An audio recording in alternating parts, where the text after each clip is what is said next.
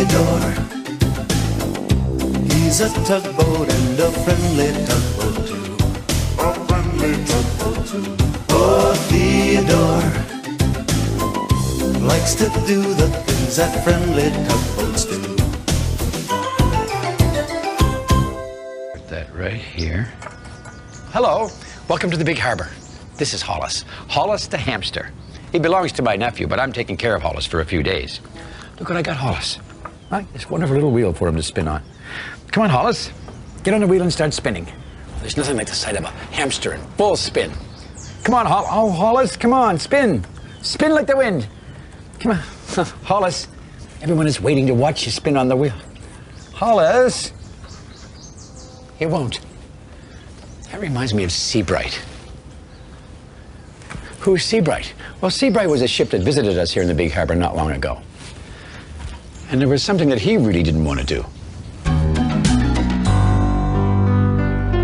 One fine morning, a small cargo ship was coming into the big harbor.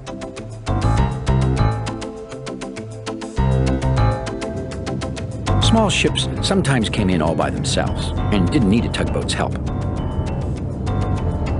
Ah, there he is now. Right on time, said the dispatcher, spotting the ship. See, even if ships didn't use a tugboat, the dispatcher liked to keep an eye on everything in the harbor.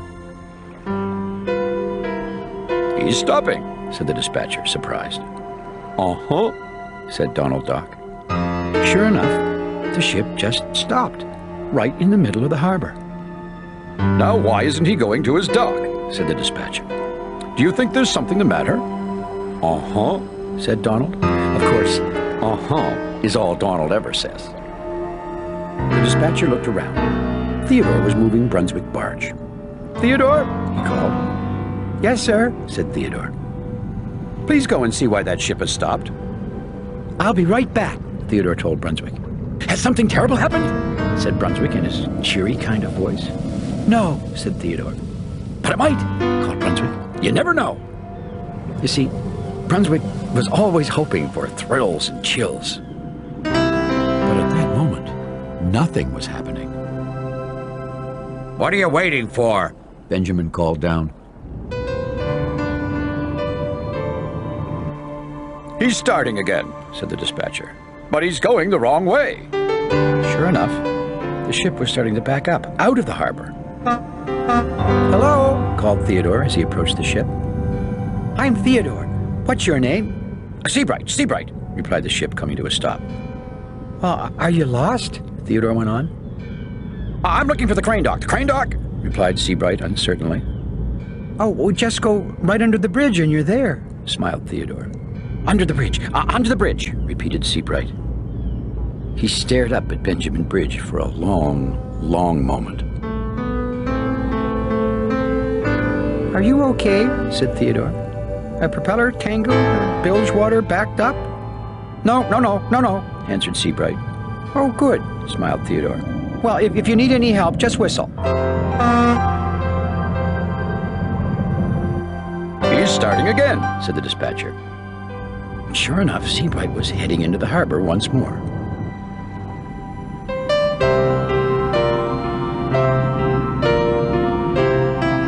Well, he stopped, said the dispatcher. Now Seabright was floating frozen in front of Benjamin Bridge, and he was blocking the ferry twins. Theodore, called the dispatcher. Why is that ship stopped again? Propeller tangled?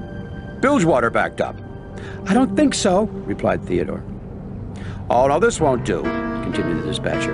It's a very busy day today. Isn't that right, Donald? Uh-huh, said Donald. Theodore set off once more to talk to Seabright. Trouble? Called Brunswick brightly. No, frowned Theodore. Just asking, called Brunswick.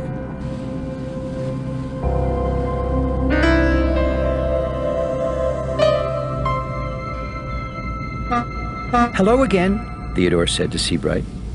How come you're stopped? Seabright didn't say anything this time.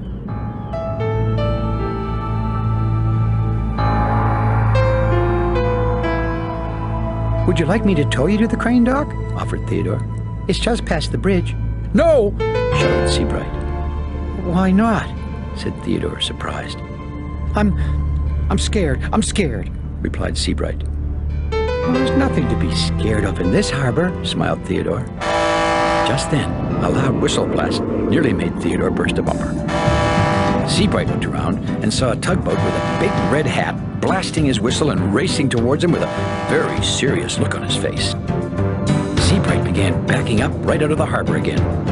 Seabright, shouted Theodore. That's only Foduck. He's our safety tug. What seems to be the trouble here? Foduck called to Seabright. Trouble, smiled Brunswick. I knew it. Brunswick. You're blocking the harbor, continued Foduck. It's a safety hazard. Now please move along. Yes, you're backing things up, blared Benjamin.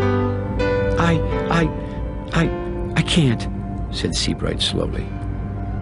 Can't? Repeated Foduck. Well, why not? What? The propeller tangled? Bilge water backed up. I've never been under a bridge before, explained Seabright. I'm scared. I'm scared I'll get stuck.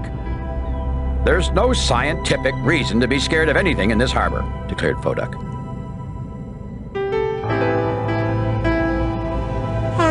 Just then, a loud whistle blast nearly made Foduck flip his fire hose. What's going on? It was Hank. Seabright is scared he'll get stuck under Benjamin, Theodore told him. It never happens, declared Foduck. Benjamin cleared his throat. What about the time that ocean liner got stuck under me? Benjamin blared down. Well, almost never. Oh, it could happen to anyone, added Brunswick cheerily. Brunswick? But that was a much bigger ship, Theodore told Seabright. Oh, you won't get stuck. You can trust us. Almost, added Hank. Hank!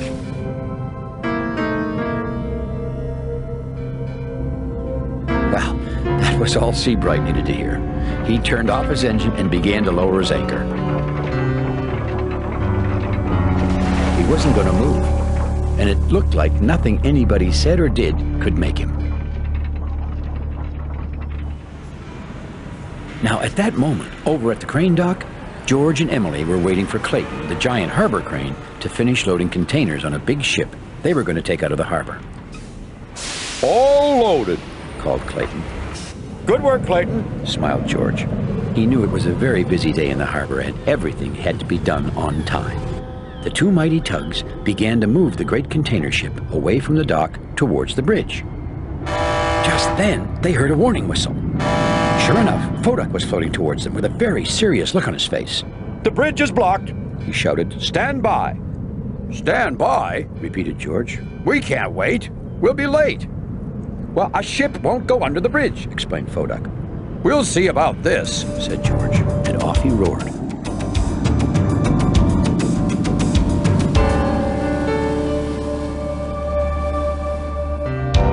Everyone was still watching Seabright and waiting for him to move. There's really nothing to be scared of, said Hank. Just then, another loud honk made Hank's smokestack shake. Is that the ship that won't go under the bridge? It was George, and it looked like he meant business. I'm scared. I'm scared I'll get stuck, explained Seabright. Oh, you won't get stuck, said George. I'll push you. George began to float up to Seabright to give him a push. But I don't want to go, said Seabright. Everyone began honking and talking and squawking at once to say, Come on, Seabright, it's okay, listen to us.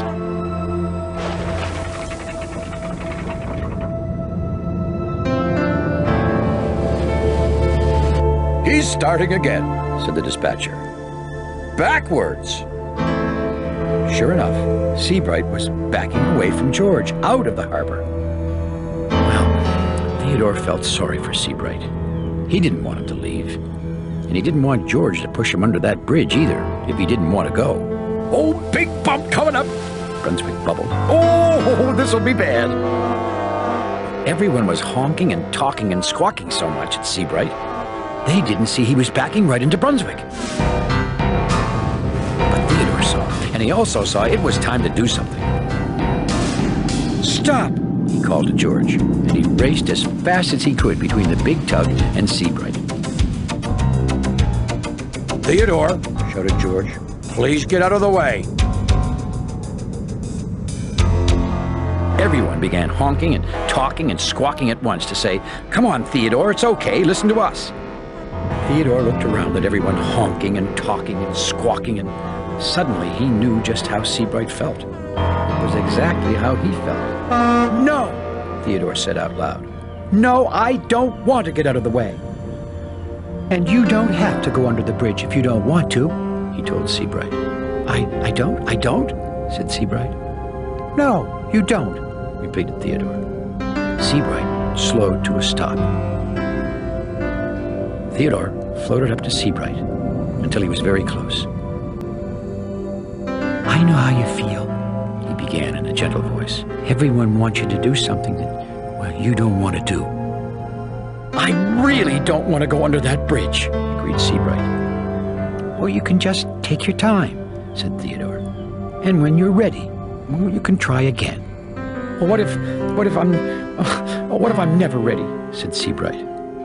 Theodore looked thoughtful for a moment. Then you'll just go home to your harbor. But you'll never know what it's like to go under a bridge. But I do have a cargo to unload, said Seabright. And I have a barge to dock, said Theodore. Well, Seabright floated there for the longest time. And then he started his engine.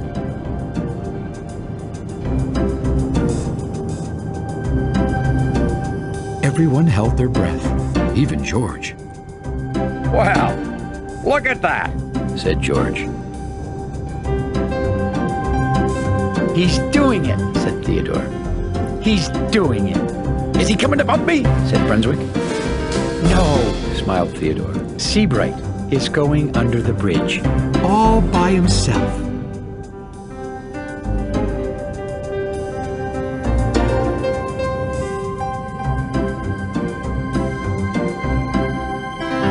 As soon as Brunswick was safely tied to his dock, Theodore went to visit Seabright. "Theodore!" called Seabright with a big smile on his voice. Oh, that was fun. "Can I go under the bridge again?" Sure you can, Theodore smiled back. as soon as you unload your cargo. There was a deep rumble, and Clayton, the giant harbor crane, began to roll on his track towards Seabright. What's that? What's that scary thing? Seabright stuttered, backing away from Clayton.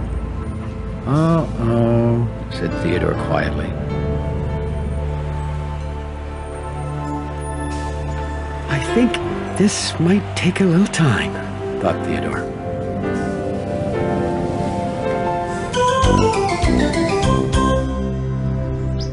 It did take a little while for Seabright to get used to that crane, but he's not scared of anything in the big harbor anymore. Wow, look at that. Hollis is spinning. Well, I guess he wasn't ready before. Whoa, look at him go. What a hamster. Thanks for visiting us here in the big harbor. We'll see you all again next time. Yeah, I gotta get some work done now.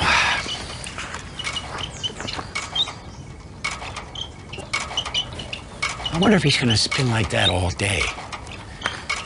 You know, that wheel is quite noisy, actually. Oh, Hollis, would you take a little break? He's not ready.